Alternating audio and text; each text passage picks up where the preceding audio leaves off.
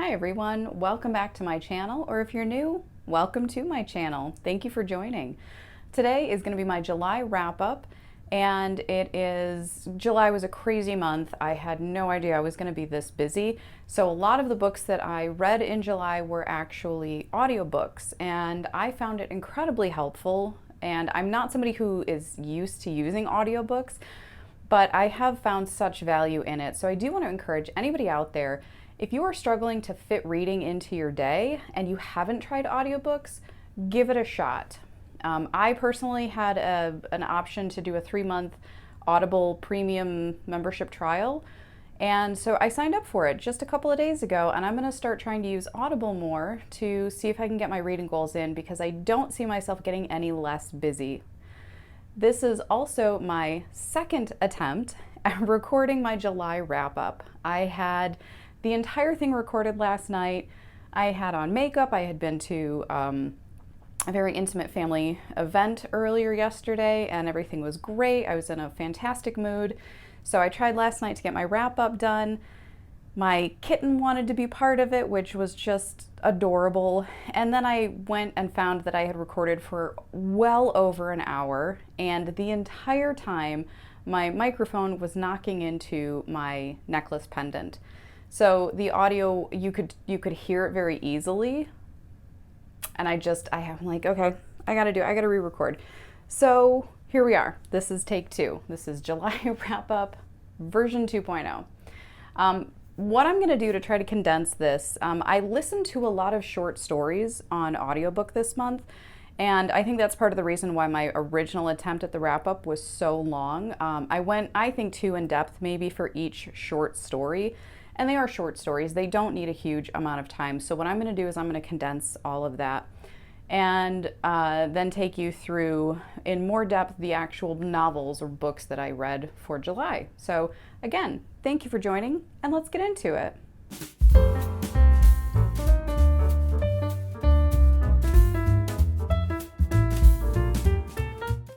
So the collection, it was actually a collection of short stories that I got through Chirp, and it contained stories from Arthur Conan Doyle, H.G. Wells, and Edgar Allan Poe.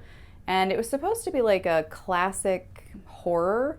None of the stories to me felt like a horror story, and I don't like horror as a typical genre, but I knew the authors, and so I kind of knew what I was going to be getting into. So the stories that they actually included were The Hound of the Baskervilles by Arthur Conan Doyle, which I would give 4 stars to. It's one of my absolute favorite Sherlock Holmes stories. The Time Machine by H.G. Wells, which I gave 3 stars to. It's not my favorite time travel story, but it is pretty good, and it does have some social commentary in there. If it's pretty easy to pick up if you go into it knowing that that's a lot of what it is. The next one was The Gold Bug by Edgar Allan Poe, and this is actually the first I'd ever heard of this story by Edgar Allan Poe. I gave it 3 stars. It was probably my least favorite out of all of the collection. It's sort of like finding a pirate treasure sort of a story. So if that's your thing though, check it out. It's super, super quick, so it would be totally worth it. The 4th story was The Fall of the House of Usher, which was also by Edgar Allan Poe. And that one I gave 3 stars to. And then the 5th and final story in that collection was The Cask of Amontillado by Edgar Allan Poe. I always want to pronounce it The Cask of Amontillado because I see the double L's and I want to pronounce it like it's Spanish, where it's the A sound, but I think it's Italian, and I think you're supposed to pronounce the L's, so Cask of Amontillado.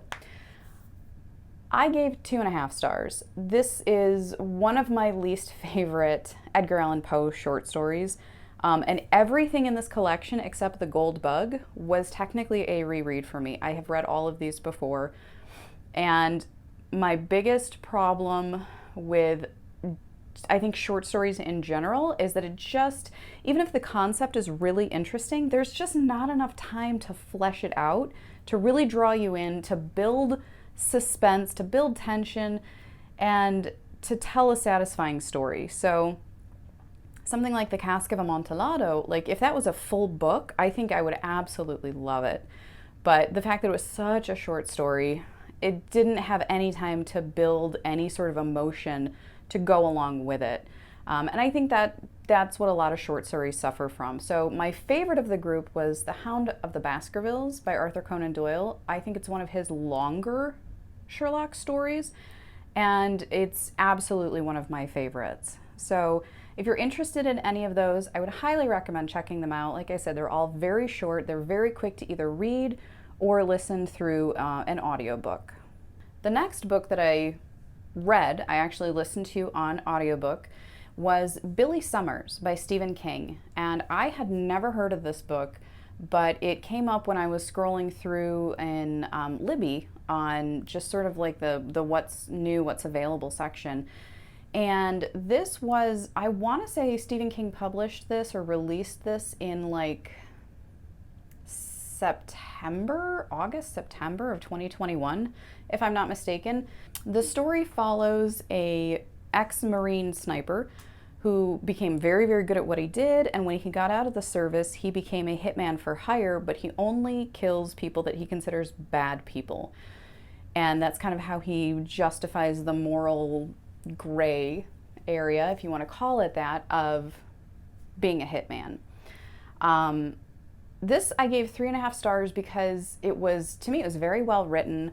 There were really likable and relatable people in the book, and I think that's one of the things that I like about Stephen King when he writes characters that are not necessarily the main characters, but he really gives you realistic side characters, and even if they're not a huge part of the story, they feel natural. And this story takes place in, you know, kind of a small town, and you were able to kind of get that small town vibe from his neighbors, the main character's neighbors, his interactions, you know, the store clerks, and just it felt very accurate without having to info dump on people.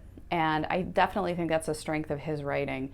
It was also really interesting to read something that was set just before the pandemic started, and it was written obviously during the pandemic, so there's actually quite a few references of, you know, third person omniscient. They had no idea that a worldwide pandemic was going to, you know, completely change their lives 4 months from now. That kind of thing. And that was really interesting to have a book set so incredibly current. I don't think I've ever read a book that was set so current. And so to see things in the book that you would see in your news feed was jarring in a way, but very, very interesting. I definitely would not want every book I read to have this element to it, but it was kind of a trippy, interesting experience to read it, you know, to see current events that you're currently living through or that you just lived through in a fiction. I think it was very well done. I think it was part of the reason that I was so intrigued by the book as I was reading it. One of the other things I also really liked about this book was it was written in an interesting style, because as this hitman is waiting to do his last job, his cover story is that he is a writer. And so in order to kind of flesh that out a bit, he actually starts writing a book, and he starts writing basically an autobiography, but changing some names. So you're seeing flashbacks from his perspective because he's writing them in the form of a novel, and then when he's not writing them, it flips back to third person omniscient. And I thought that was a very interesting way to keep the book fresh, and you get to learn about what motivates him. Why is he doing this job at all? Why is he doing it the way he's doing it? His thought process and how and why he interacts with people the way that he does, because you're seeing him sort of explore that. And it ended up becoming a way for him to process his trauma, which I thought was just really, really interesting. And I really enjoyed that style and that element to the story. So the basic story is that, like I said, he's a hitman for hire who only wants to kill bad people. and this is his last job. And he knows stereotypically the last job is always going to be the one that goes wrong. And of course, things start going wrong. He starts making some sort of careless slash somewhat calculated risks that he doesn't normally take. And he finds out that this job is not just a simple kill the guy and disappear. There's a lot more going on behind it. And in order for him to really finally retire and be clear of this mess, he has to figure out where it all started. I think the pacing of the story was very good. I think the writing of the story was very good.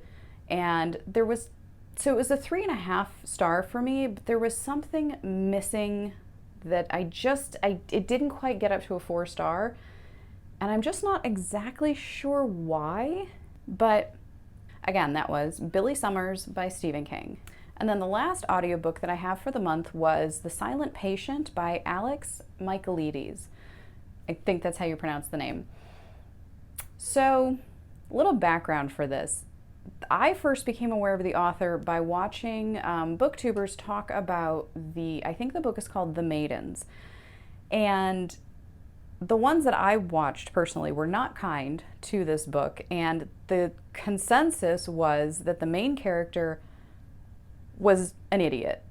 She just kept making terrible decisions, messing up crime scenes, getting in the way of the police actually doing the investigation, doing their job, and putting herself in danger, putting other people in danger, and just things about the plot not making sense in that context. And they would say that, that was their opinion, and then they would have people tell them, oh, read The Silent Patient by him because that one's much better.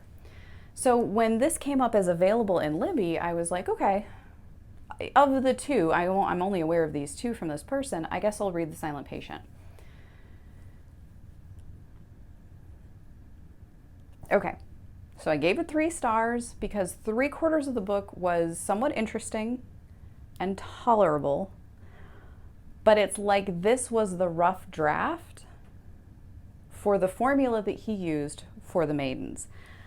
I kept thinking throughout the entire book that the story, if you're not aware of it, is a psychotherapist, highly trained mental health professional, becomes sort of obsessed with the case of a woman who murdered her husband, and they sent her to a mental institution instead of to jail because they felt that she was not mentally fit to be put in prison.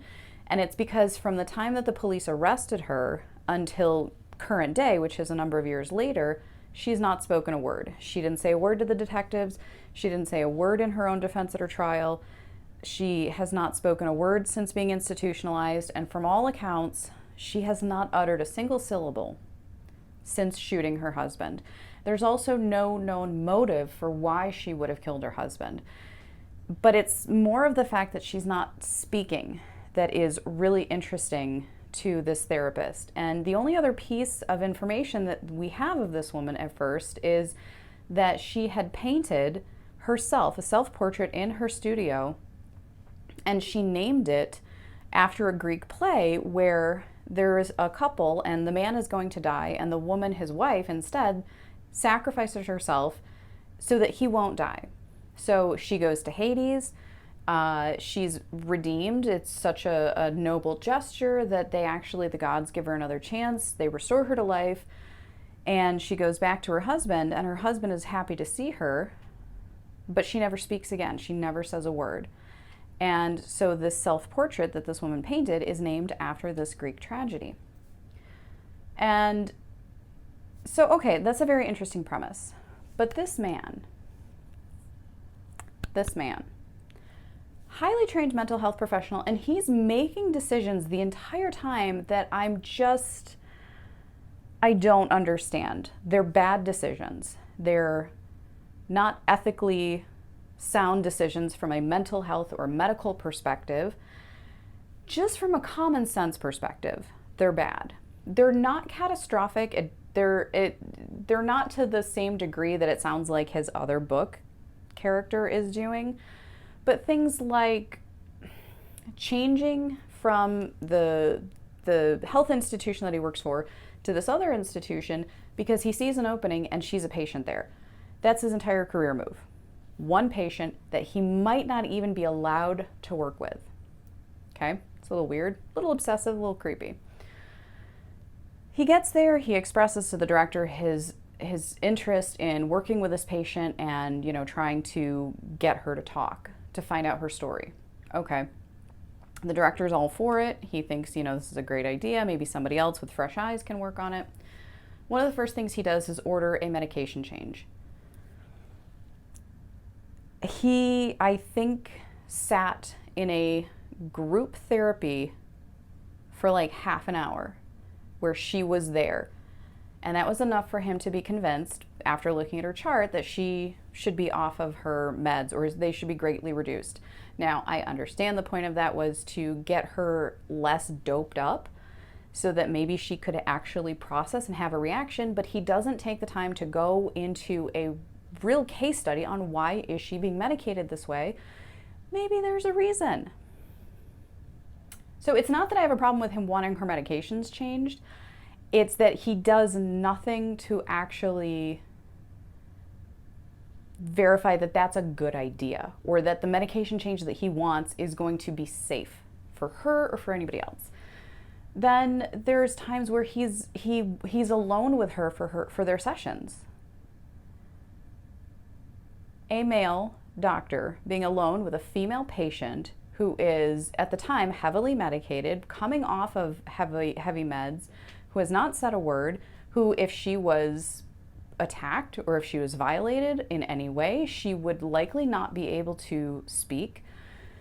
It's just so inappropriate. The inappropriate power dynamic there, and that he seems totally oblivious to the fact that it's not appropriate, it's not an okay thing to do, that bothered me. It's decisions like that. None of them are terrible. But every single time he would make a decision, I would just kind of go, is this for real? Am I really supposed to believe that he's actually a licensed psychotherapist? He's a licensed doctor, medical professional, health professional. And these are the decisions that he's making. Total invasion of privacy. He starts interviewing family members, but not in a professional manner. Like, he stalks them and goes to their homes. So this just kind of snowballed where it was tolerable. It was frustrating, but it was tolerable. By the time it got towards the end of the story, after things just are not adding up for me, it got to the twist, and I had already guessed it. That is crazy. I do not know that a twist is even coming. I am terrible at guessing what a twist might be. I have never once even come close to solving a murder mystery or a mystery of any kind until it's done, solved, and laid out for me. Like these are all the clues that you missed. So for me to be able to guess the twist and the surprise tells me that there's something wrong. Definitely disappointing, because when I finally started getting to that point, my reaction was, wait a minute, don't tell me that blah, blah, blah, blah, blah. A couple chapters later, hey, blah, blah, guess what? You were right. I didn't get everything. Obviously, there were some details there was no way I would have known. But the fact that I came close, the fact that I was right, just, to me, very disappointing ending. I can see why people liked it. I can see why this was a really big surprise for some people. I can see why this was really intriguing to some people. But there were just elements of it that, from my perspective, I was very frustrated by and did not really care for how it all got presented. And definitely a disappointment considering the hype. And I guess maybe that's on me, is, if something that is that hyped up, it's probably not as good as everybody says it is, because some people are going to love it and they're going to be the ones who are just super vocal about it. But just because people are really loud about something doesn't mean that you are going to agree with them as much. So for me, it was 3 stars. Like I said, 3/4 of the book was interesting. The things that bothered me might not even bother other people. So if you are interested, it's not that long of a book. I would say it would be worth picking up. But I would not pay full price for this book. I would either thrift it, or I would get like an on sale ebook copy, or I would try maybe Libby to see if you can get a couple of weeks with the audiobook for free. That's just my personal opinion, but The Silent Patient by Alex Michaelides, 3 stars. So that's it finally for my audiobooks. So now we're actually going to get into the physical books. The first of which was Animal Farm. So I challenged myself to reread this because the first time I read this was in 7th grade, and I got very angry at the end of it. I did not understand what this was about. I didn't understand it was a commentary. I didn't understand that it was a satire. I thought it was a book about animals taking over the farm from the mean humans, and it ended badly. So I wanted to see how I was going to react to it this time. And it still made me angry at the end, but for different reasons, because now I understand the context of the book. And I would give this probably 3.5 stars. I think the way that it's presented is very palatable for the reader, and as long as you go in not as a 7th grader thinking it's about animals, but understanding that it's a commentary on Stalin Russia, the message being, the exploitation of the working class for the betterment of the ruling class, which is just a common theme in pretty much any society if the wrong people are in charge of things, and it seems like the wrong people are always in charge of things. But I definitely think that this is very poignant still. I think this is still very timely, and because it is written from the perspective of animals on a farm, I think you can go into it without a lot of preconceptions about who you do like or don't like, how you feel about certain politics or certain people. And it gives you from a perspective that you can kind of put all of your biases aside when you read it. And I think it can help you read, or I think it can help you see things in a different light. So I would definitely recommend giving Animal Farm a shot if you have not read it yet. And it's probably even worth a reread if it's been a long time since you have read it. So Animal Farm by George Orwell, 3.5 stars. Next, we have A Separate Piece. This was another reread for me. A couple years after my George Orwell initial reading. I want to say I read this in maybe 9th grade, and I remember crying,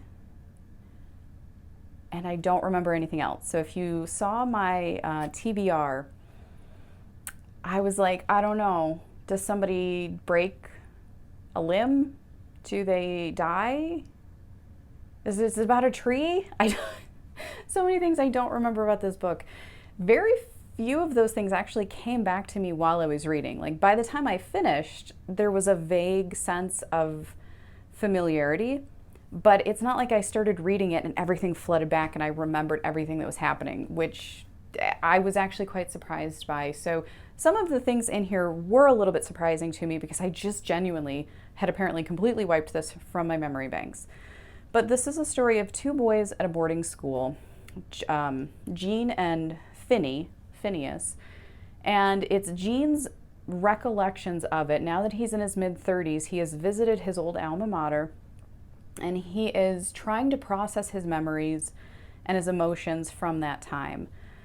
He was sort of the poor kid who got a scholarship, whereas everybody else who's at this boarding school was from a pretty wealthy background, so he kind of felt out of place, and he was paired with his roommate, Phineas, who was opposite him in a number of ways.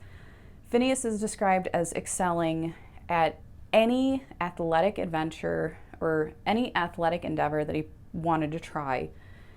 And Gene, on the other hand, was sort of like your straight A student, but he had to work for it.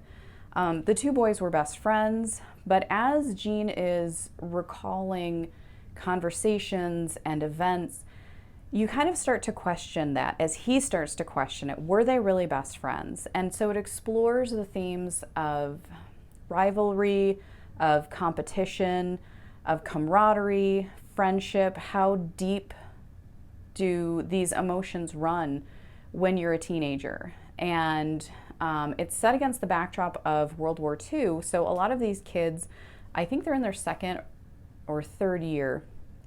A couple of them are in different grades. So eventually they're going to either be drafted or they're going to end up having to volunteer for the war. And so some of them are very excited about that. There's the romanticization of war that was pretty common for World Wars I and II. And so the book kind of talks about those themes where some of the kids, they just think it's all honor and glory. They can't wait to sign up. It's going to be travel and adventure. And, you know, they're going to be heroes without any sort of realistic expectation of the horrors that war will bring. And it's interesting because it says it kind of early on to midway through, none of them actually see the war. By the time they graduate, the war is kind of coming to an end, but they didn't know that at the time. So it explores sort of a coming of age and how deeply different emotions can run for young men in an environment like this where they have their whole lives ahead of them, but they also sort of at the back of their minds know that maybe they don't. Maybe they only have now, because once they're sent off to war, maybe it's just death that awaits them. And it was very interesting to see the different perspectives from the different students and how they viewed their futures and how they viewed each other and their relationships. And then in the future, as Gene is remembering this and he's processing it now through the mind of an adult, and he's trying to come to terms with those emotions and feelings that he had as a teenager approaching adulthood. So this didn't make me cry the second time around. I still did give it 3.5 stars though. I think this was a very well-written book. It had some really nice prose in here.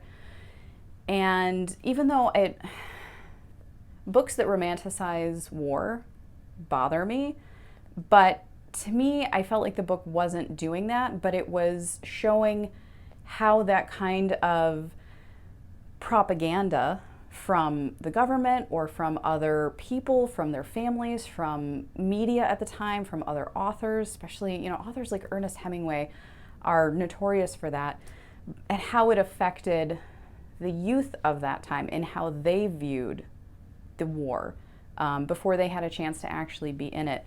And I thought that that was actually a very interesting perspective. So I think the first time through, it is quite possible that this might grab a couple of tears out of your eyes. So if you have not checked this out, I would recommend that you check out A Separate Piece by John Knowles. And then the next book I have is Alan Carr's The Easy Way to Quit Smoking Without Willpower. So if you saw my TBR, I don't smoke.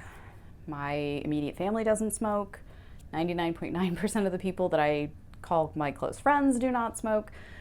So this wasn't really to help me quit smoking by any means, but I am very interested in the psychology behind things like addiction, whether it be to nicotine, whether it be to alcohol, whether it be to opioids, whether it be to even certain behaviors. The psychology behind those kinds of things is really, really interesting to me. And so I wanted to see, I'd heard about this book for years, very popular, and I really wanted to know what it had to say about how to get rid of or overcome something as addictive as nicotine without having to have incredible willpower. And it's really interesting because it talks about how people who quit only with willpower, you know, they know smoking is terrible for their health. They want to quit because they've got new kids at home, they've got a baby, they had a health scare, you know, whatever the case may be. If they're only doing it with willpower, they can struggle the rest of their lives long after they've actually gotten past the addiction of nicotine. There's no nicotine in their system, but it's the way that their brains have been wired to think they want cigarettes. And so the book is designed to break that shell around your mind to say, you don't actually like cigarettes, you don't actually like smoking.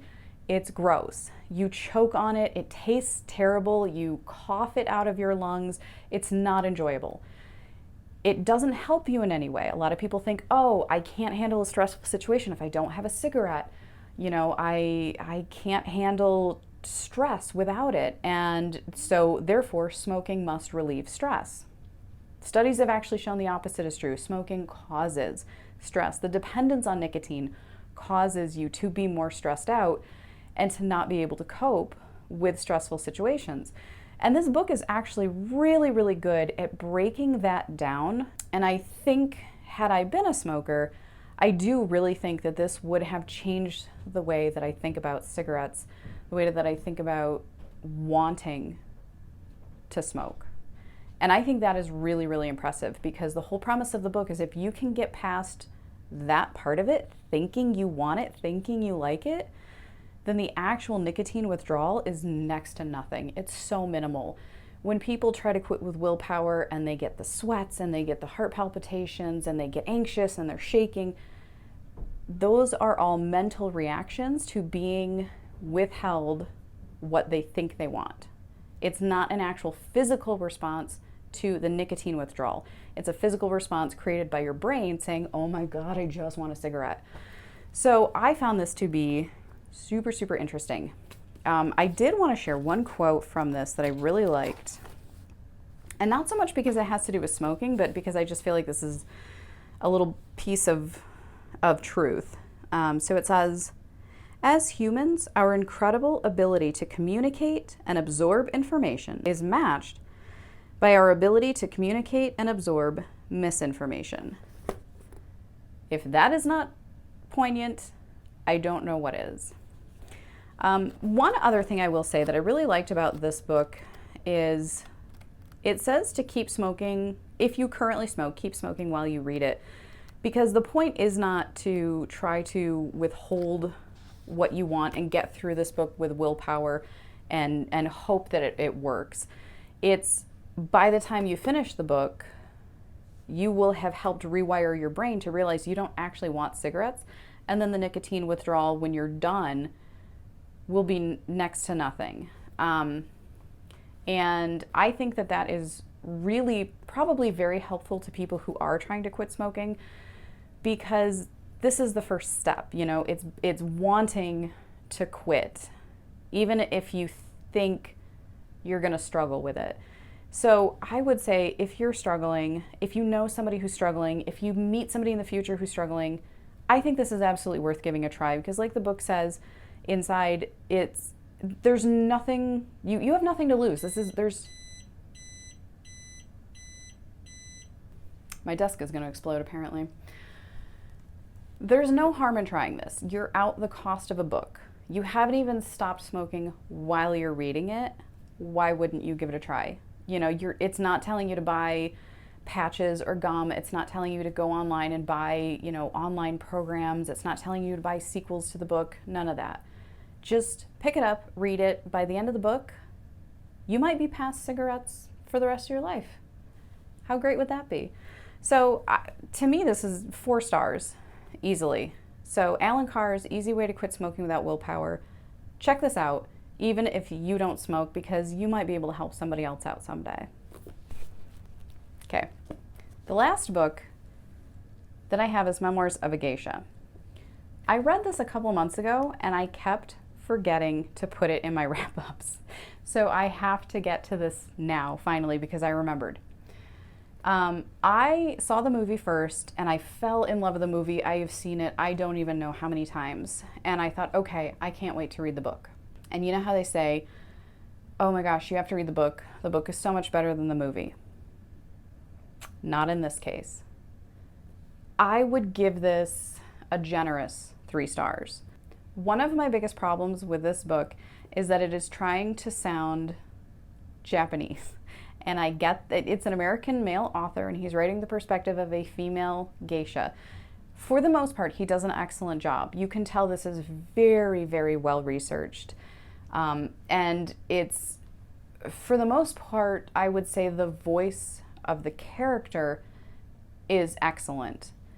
The problem is that he uses so many similes. He uses so much repetitive, unnecessary nature comparisons, as though he's trying to sound like a Japanese poet, but it is so overdone.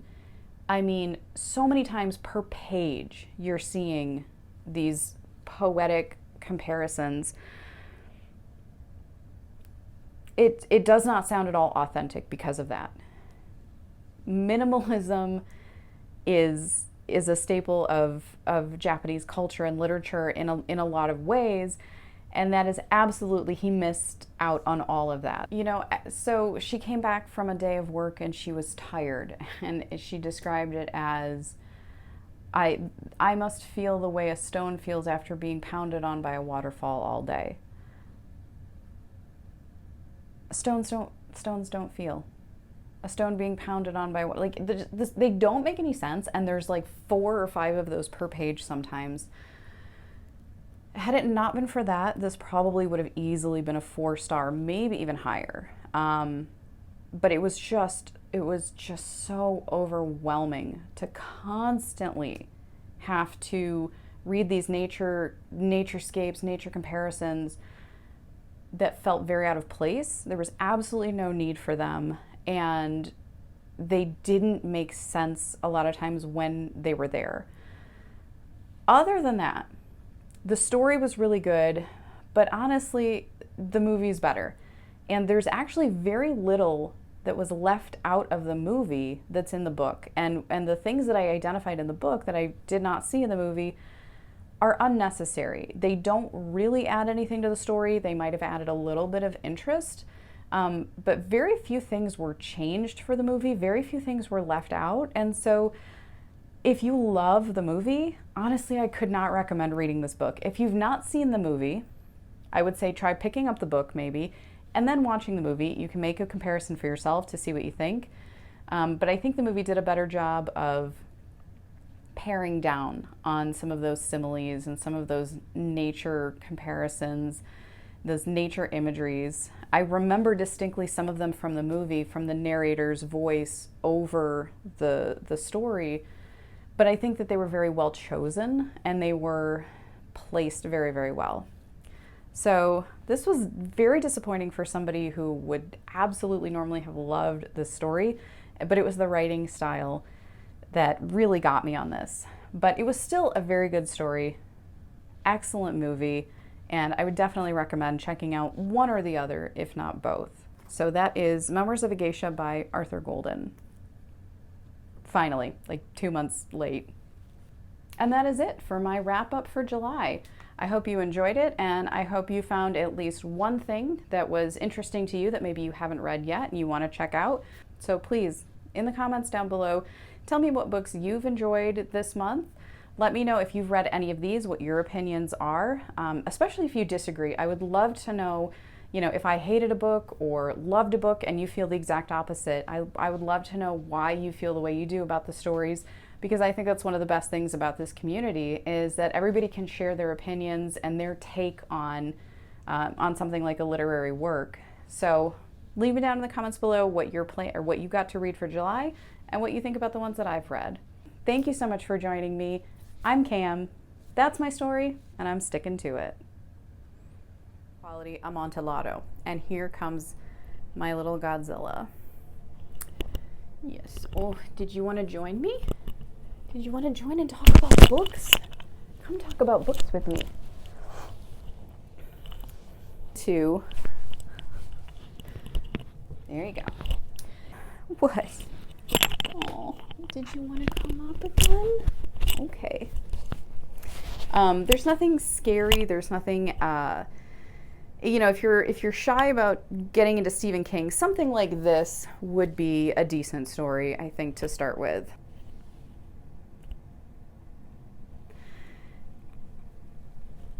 Ooh, what you doing? You just want to get up on the bookshelves.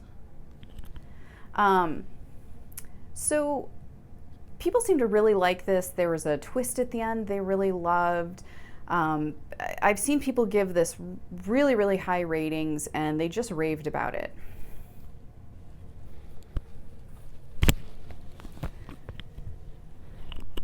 So it's not pleasurable, and it doesn't actually help you reduce.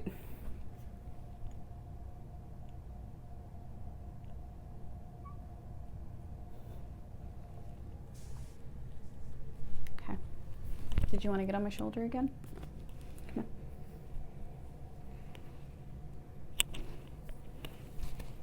Thank you. This lie and this fabrication that smoking helps them in some way. What are you doing now? And so that is why they think it is going to be so difficult to quit, because they think they're giving up something that keeps them calm. They're giving up something that gives them pleasure. They're giving up something that helps them cope with the stresses of life.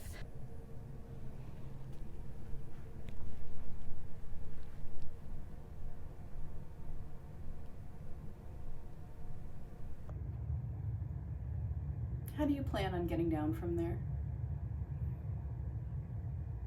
Are you just going to stay up there all night?